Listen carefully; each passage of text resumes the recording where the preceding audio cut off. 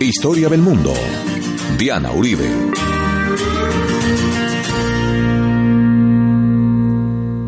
Buenas, les invitamos a los oyentes de Caracol que quieran ponerse en contacto con los programas. Llamar al 302-9559, 302-9559, teléfono nuevo de la Casa de la Historia, o a la página web www.lacasadelahistoria.com, www.lacasadelahistoria.com, o al Facebook y las redes sociales. Hoy vamos a ver Argentina durante el tiempo del Imperio Español, la colonia.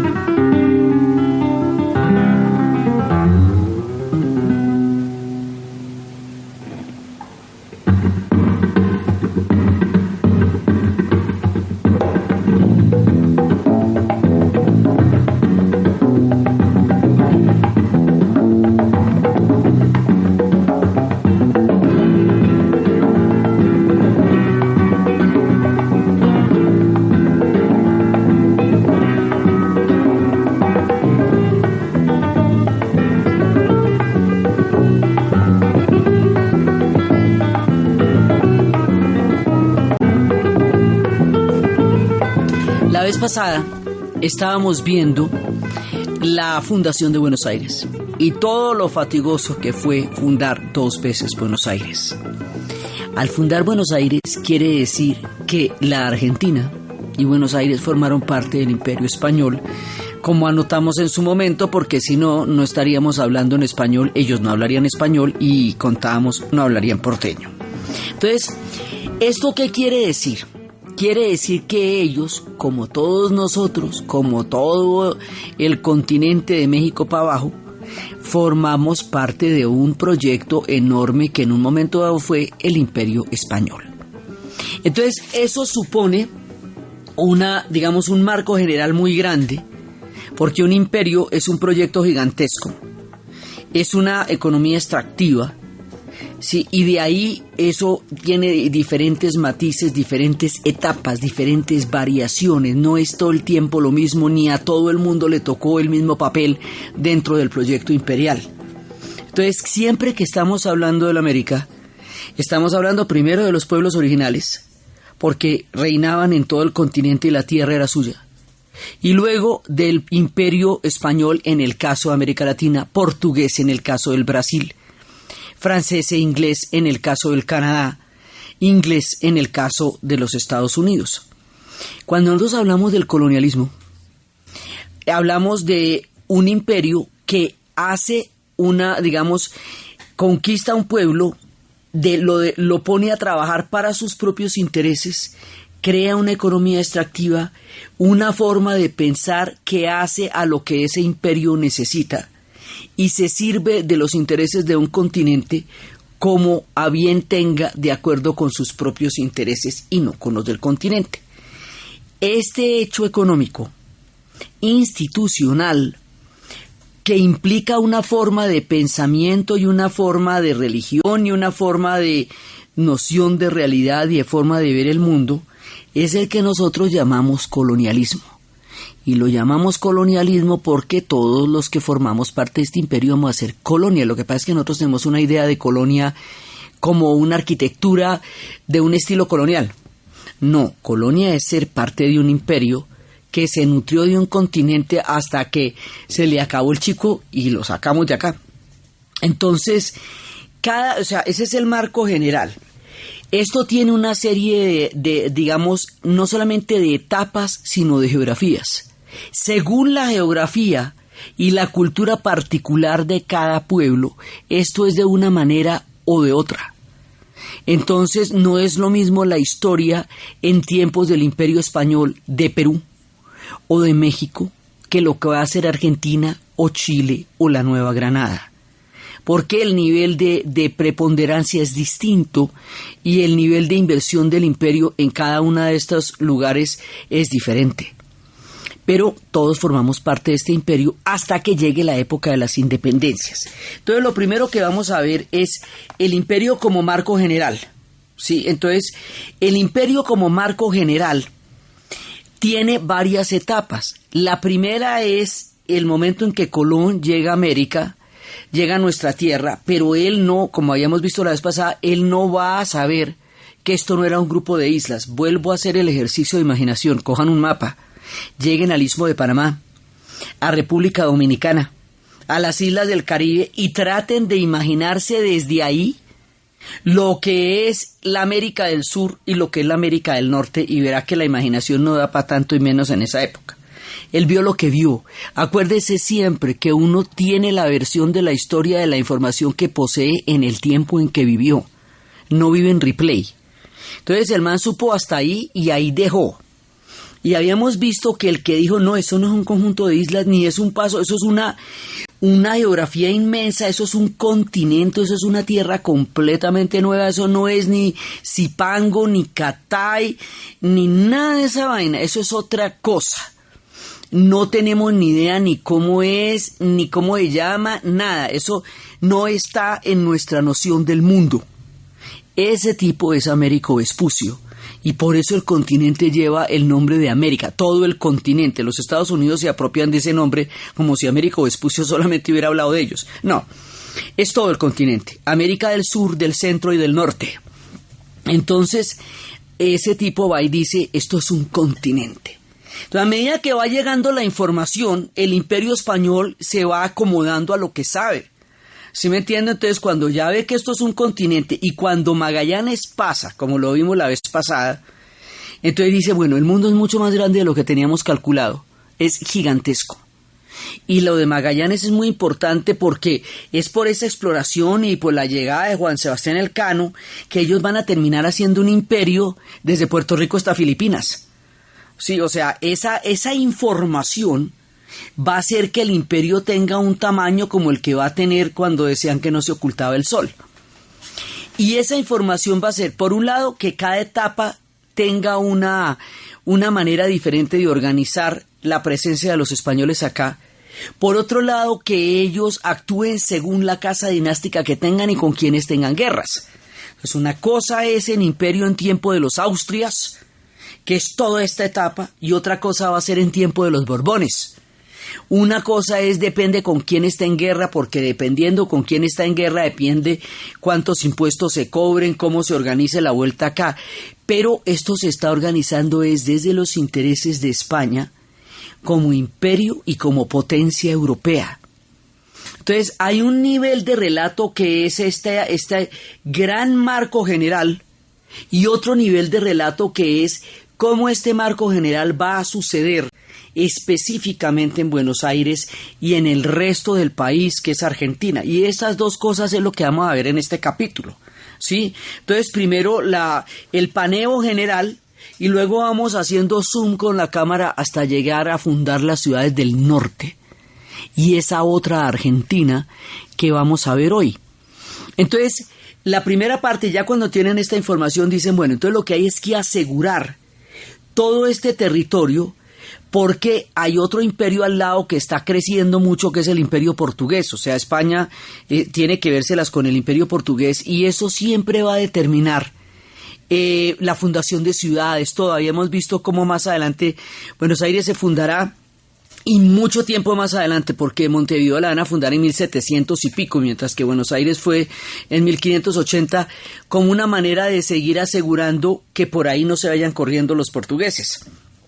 Entonces, y habíamos visto pues todas las historias de abandono, que a Buenos Aires llegaron en 1536 y la van a abandonar en 1551, ahí es cuando dan la primera orden de abandono, y luego sí la vuelven a fundar en 1580. Entonces, alrededor de todo esto están pasando una serie de cosas. Cuando ya se dan cuenta, se bajan de la quimera, ya se les baja toda esta locura de creer que esto todo es la ciudad de las 7 ciudades de Cibola, la ciudad de los papas blancos, la fuerte de la eterna juventud. Cuando ya se les baja ese champú quimérico tan berraco con que venían, se atienen a lo que hay. Entonces, bueno, esto es lo que hay, como dice Chomsky Town, y entonces con lo que hay vamos a ver qué hacemos. Entonces resulta que lo que sí hay, lo que sí existe y determina toda la geopolítica imperial del sur del continente y toda la fundación de ciudades se llama Potosí. Las minas del Potosí en el Perú y las minas de Zacatecas y Guanajuato en Nueva España, México, hoy México, determinan toda la posición del continente. Todo se va a hacer alrededor de eso. Entonces, pero como nuestro relato es de la Argentina, nuestro asunto es en Potosí. Cuando estábamos en México, el tema era Zacatecas, pero aquí el tema es Potosí. Entonces, ¿qué pasa? Ellos tienen que proteger toda la riqueza de las minas del Potosí del Imperio Portugués. Y el Imperio Portugués es tan grande y avanza que eso es como un colador, ¿me entiendes? Eso puede hacer agua por cualquier lado. Entonces ellos tienen que estar garantizando, remachando, que los portugueses no se apropien o no vayan a llegar al control de esas minas, porque esas minas en realidad son todo lo que valida al imperio español como tal. Entonces de eso se trata. Entonces, teniendo eso claro, vamos a ver cómo se hace. Ahora, desde el punto de vista organizacional, aquí hay varias categorías. Hay una categoría que se llaman las capitanías. Las capitanías son organizaciones institucionales que se hacen donde hay peligro y se requiere presencia militar, donde hay peligro o de levantamiento de los indígenas o más adelante de la piratería, porque una vez que se establezcan estas cosas, Inglaterra y Francia empezarán el tema de la piratería, porque no reconocen al Papa, no reconocen Tordesillas, no reconocen el reparto de un imperio solamente de una tierra tan grande solo entre dos, y emprenderán una guerra de piratería como una manera de protestar contra un reparto del cual ellos no fueron parte. En el caso de Inglaterra por la Reforma, y Francia quedó fuera de esa, a pesar de que Francia sí iba a ser católica, pero quedó fuera de esa. Los ingleses ni siquiera reconocen al Papa, pues no van a reconocer Tordesillas porque ni siquiera, pues. Entonces, ¿qué pasa? Eso, una capitanía o tiene el peligro de pronto de la piratería o tiene el peligro de un levantamiento indígena grande. Entonces, capitanías va a ser Chile, capitanía va a ser Guatemala, capitanía va a ser Santo Domingo, capitanía va a ser Venezuela. Sí, esos son, digamos, las capitanías. Es como el primero. Cuando ya existe una pacificación, entiéndase por pacificación que los indígenas de la región, los pueblos originarios, fueron o exterminados o sometidos a la servidumbre. Porque acuérdese que esta palabra pacificación, eso siempre quiere decir sangre y fuego, ¿no? Eso no es a lo chévere. Donde eso haya ocurrido y no haya un peligro inminente de levantamiento, va a haber una gobernación. O sea, ya un territorio estable, administrativamente mucho más consolidado. Lo otro está amenazadito, esto ya está segurito, ¿sí? Y lo que contiene todo eso, digamos, cada uno de esos diferentes instituciones se llama virreinato.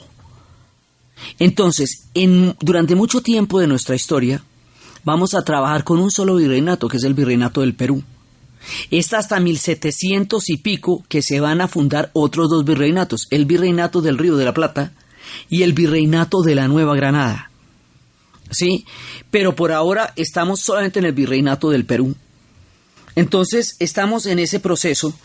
Y esto para entender en qué punto estamos y cómo eran las instituciones en esa época. No existían los estados nacionales. Aquí hay una cosa que es muy curiosa. Toda la etapa española de la Argentina no va a ser lo que va a construir el imaginario colectivo que ellos van a tener.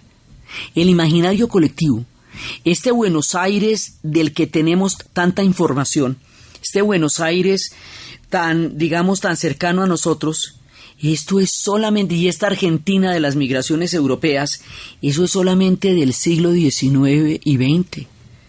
No más. Antes de eso es toda esta historia que les estamos contando, pero ellos no tienen una imagen colectiva de esta época, sino del siglo XIX y XX.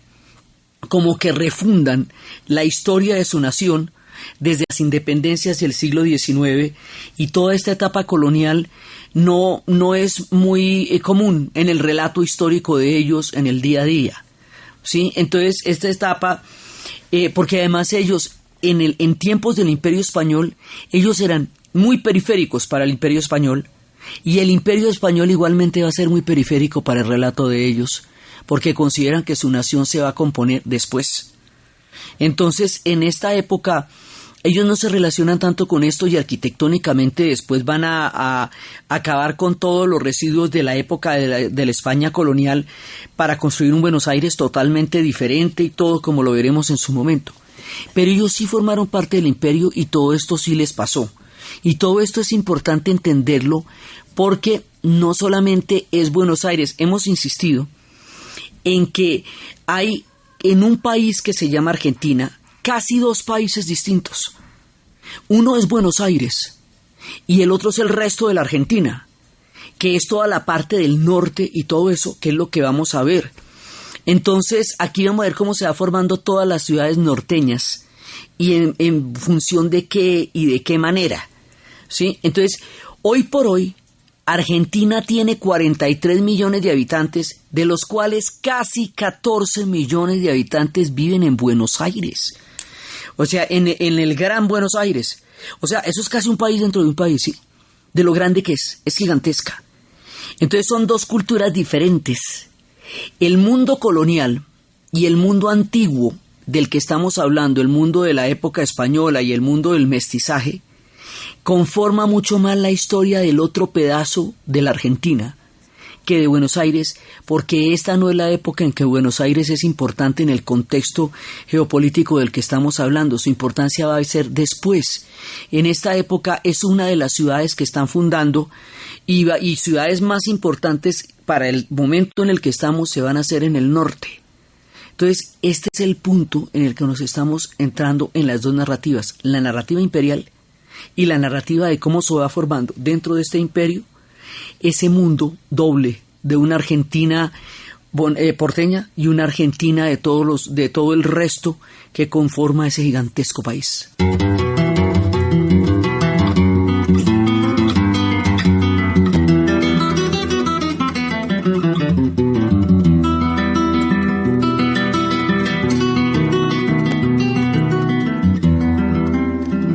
Ya vagaba la oración, un horizonte rosillo, cuando al puesto en un tordillo cayó el hijo del patrón, un mocito chapetón que vine a hacer en las casas, pero como el tiempo pasa y andía y yeguas nacen potros, se hizo grande entre nosotros en la estancia Las Torcasas.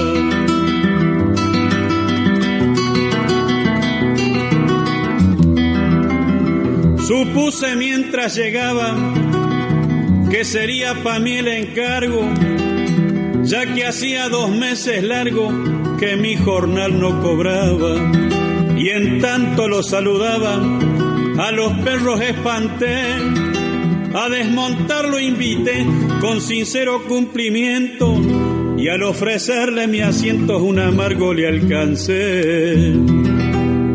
Lo aceptó medio a desgano como escondiendo un recelo, y ahí nomás le agarré al vuelo que algo se traía. Así vamos a ponernos ahora a fundar las ciudades del norte, porque es que Buenos Aires, ya la que quedó fundada, la de Garay, eso queda a 1000 kilómetros de Asunción.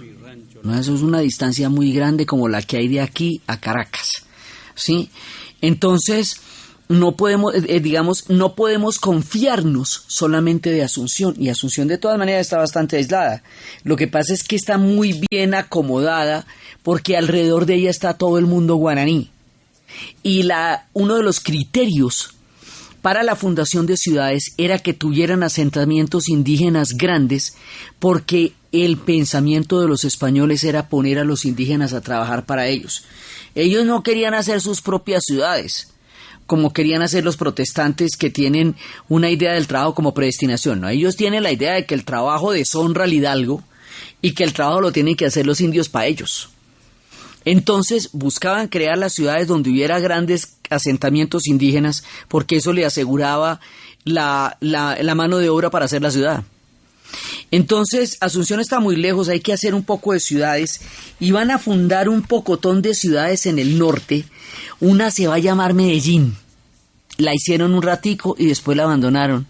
Otra se va a llamar Londres, porque en una época María Tudor estuvo casada con Felipe II. Lo que pasa es que ese matrimonio no se va a valer porque ella no tuvo el heredero varón que se estaba esperando que tuviera para ratificar el matrimonio. Pero mientras estuvo casada, entonces se hizo una que se llamaba Londres. Ya también hubo que abandonarla. O sea, cada vez se hacen ciudades y unas existirán en el tiempo, otras no. Y se van armando todas estas ciudades y van empezando a llamar una cosa que se llama entradas. Entrada significa garantizar cada uno de los puntos por donde pueda haber peligro para que entren a Potosí, para sellar esa posibilidad. Ese es el criterio de la fundación de las ciudades. Y eso es lo que se llaman entradas. Y la forma como esto va a dar como resultado las ciudades del norte es lo que vamos a ver ahorita después de la pausa. Historia del mundo de Caracol Radio, con Diana Uribe.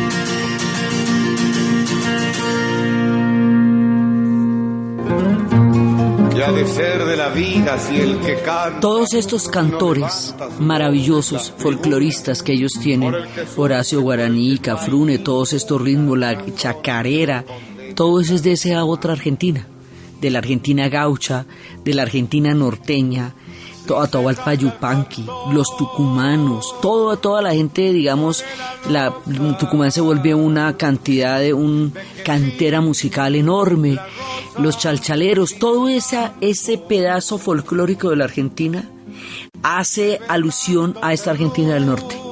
Entonces vamos a proceder a formarla una vez contado esto. Entonces, ¿qué pasa? Después de derrotado Atahualpa y Huanca en el Perú, porque todas las historias estén entrelazadas, la del Perú con la de Chile, con la de Argentina, con la del Brasil. Y como no existen los estados nacionales, sino las organizaciones imperiales, entonces dentro de estas organizaciones la relación entre estos pueblos es completamente diferente. Las historias de Estado Nacional son muy posteriores y las vamos a ver más adelante. Inclusive cuando Argentina se vuelva nación, que es en 1816, ya a partir de la primera independencia estará por cumplir dentro de nuestra serie 200 años como Estado Nacional. Nos va a tocar el bicentenario mientras estamos contando las historias de los argentinos, pero eso es más noche. Por ahora estamos en este tema. Una vez que derrotan a Atahualpa, va a haber una guerra civil entre Almagro y los Pizarros. Recuerden que los Pizarros eran tropeleros como ellos solos. Hay una copla que dice: Almagro pide la paz y los Pizarro guerra, guerra.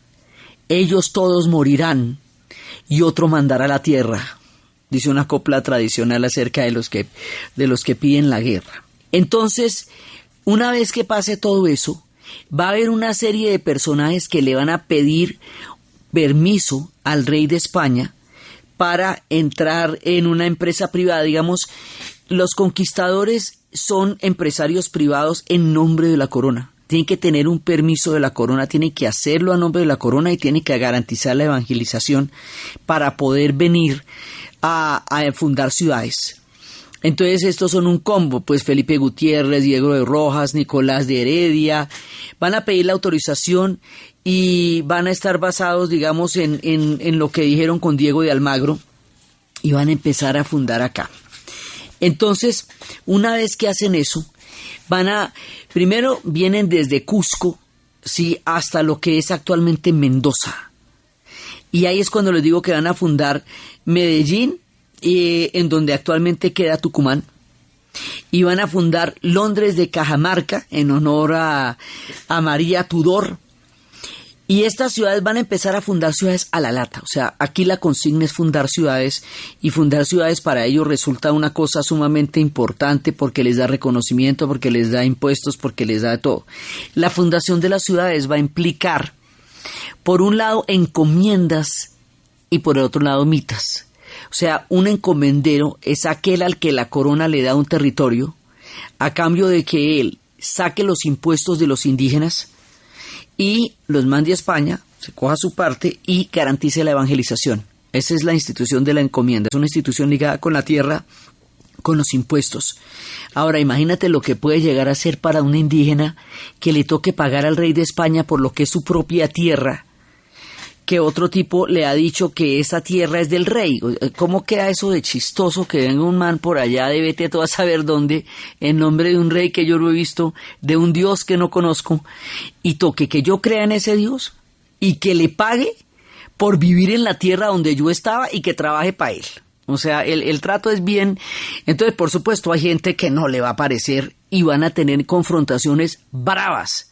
Y habrá pueblos que simplemente los cerquen y les desbaraten las ciudades y se las quemen y toque abandonar esas ciudades. Porque las relaciones son así de complicadas, pues las reacciones de los pueblos indígenas también van a ser muy duras en muchas ocasiones.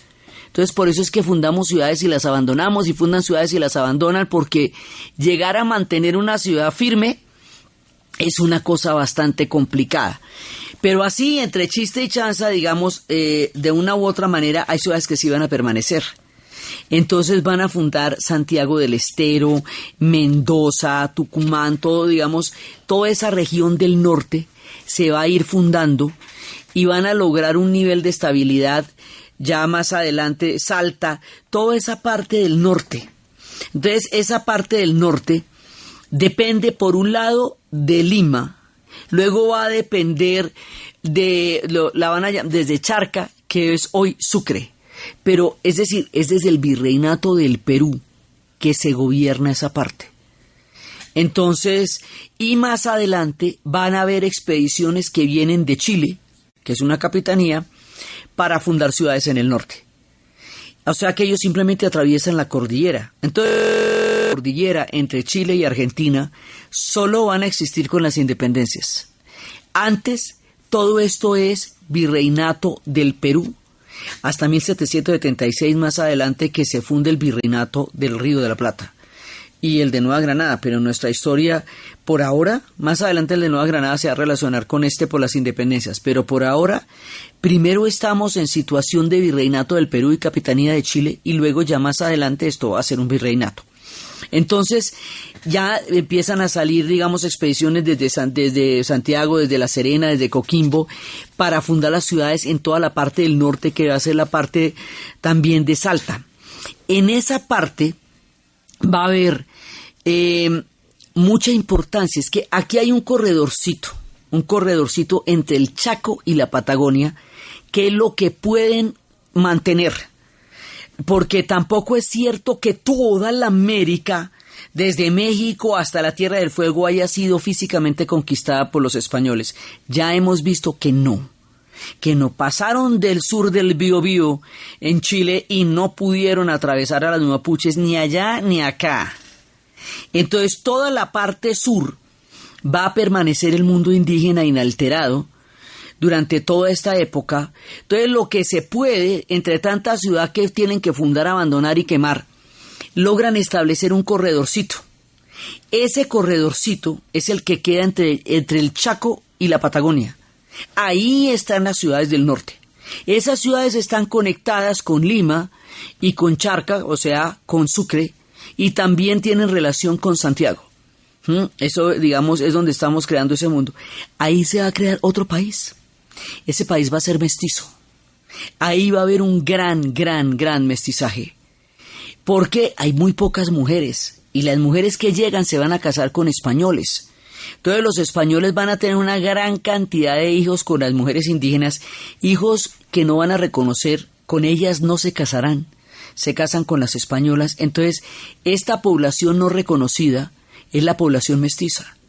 Y van a imponer el sistema de razas y de castas y de linajes igualito que lo vimos en Lima, igualito. Entonces vienen con la historia de la pureza de sangre, y la pureza de sangre o de linaje quiere decir que no tuvieran sangre mora, ni judía, ni antepasados que hubieran sido procesados por la Inquisición, y que están los peninsulares, los españoles, están los hijos de españoles nacidos en América. Eso ya es un puntico menos, esos son los criollos, o sea, ahí ya empiezan de para abajo. Sí, pero entonces los mestizos ni siquiera son criollos porque no son hijos de mujeres españolas, sino de mujeres indígenas. Entonces existen a la lata en grandes cantidades, pero no tienen un reconocimiento real. Son ciudadanos de segunda, digamos, o no, súbditos de segunda, porque en esta época no había ni ciudadanos ni nada por el estilo. Con los españoles va a venir el comercio triangular. Y con el comercio triangular van a llegar los pueblos esclavizados del África al norte de la Argentina. Esos sí que quedaron invisibilizados en la historia. Si los pueblos indígenas han sido invisibilizados de la manera como lo hemos visto, los pueblos afro sí, mejor dicho, queda como que no pasaron por ahí. Sí pasaron, y allá están. Esto que vamos a escuchar es música afro-argentina.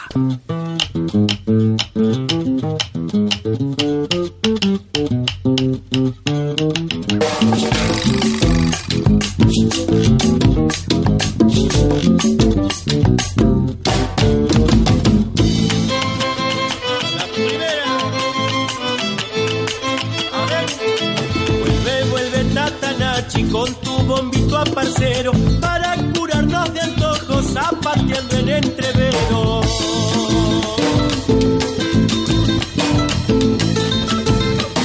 Aún se me hace que lo veo con su rastra y su ponchito, soñador dándose al viento con su bombo al infinito.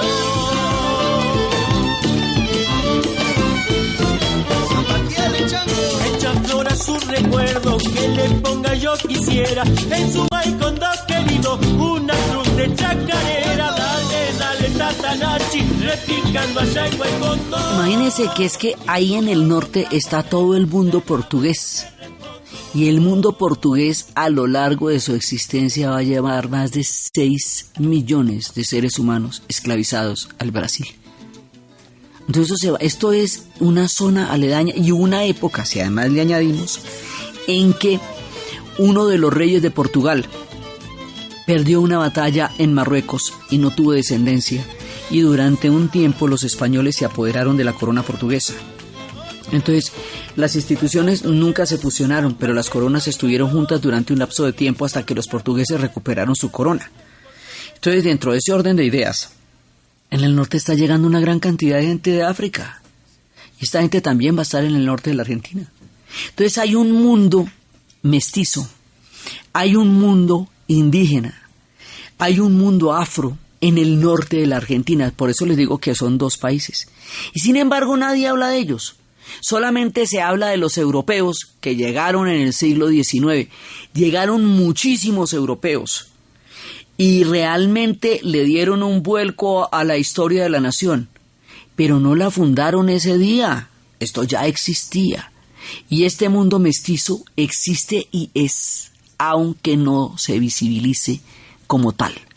¿Sí? Porque a eso le van a meter todas las categorías de racismo posible, porque es que si eran mestizos y no tenían estos linajes puros, no podían estudiar en las universidades, no podían reclamar herencia. Bueno, esto era una cantidad de exclusiones que se van a hacer dentro de este sistema de jerarquías de razas que los españoles impusieron en toda la América, que fue, digamos, lo que establece todos esos prejuicios acerca del ancestro indígena, del ancestro afro, acerca de la pureza de los ancestros europeos. Ahí es cuando se monta la primera parte, porque eso se va a montar mucho más y mucho más fuerte, de la idea de que es válido lo que más se acerca al europeo y no es válido lo que más se aleje del europeo. Y más adelante esto se pone mucho más grave con el esquema de civilización barbarie y todo esto ya después se va a volver de dar alaridos. Pero empieza en esta época a ver de dónde sacan mujeres españolas y es que llegan muy poquitas. Y el mundo indígena es enorme. Entonces, por eso es que estamos haciendo el relato de casi 2 países diferentes. Y ese país del norte, mestizo, es mucho más importante para el proyecto español durante toda esta etapa de lo que va a ser Buenos Aires. Buenos Aires queda muy abajo y apenas, digamos, logra sobrevivir. Le decían a la corona: mándenos refuerzos, denos formas de sobrevivir acá, que eso es muy difícil. Entonces les van a autorizar el comercio con los portugueses, ¿sí? Pero aquí va a haber un contrabando, y ese contrabando va a ser con Londres, con Ámsterdam, va a ser con diferentes puertos europeos, en modo contrabando, o sea, a escondidas del Imperio Español, porque si no, ¿cómo hace para sobrevivir Buenos Aires? Está muy abajo y no le paran muchas bolas, apenas le dan unos avales para que comercie en los puertos. Para Buenos Aires, como proyecto, el Imperio Español no es mucho ni lo que lo incluye, ni lo que le apoya. Entonces se va acercando mucho más a estos otros pueblos a través de este contrabando, y va a haber piratería por esa zona, pero sobre todo mucho contrabando, ¿sí?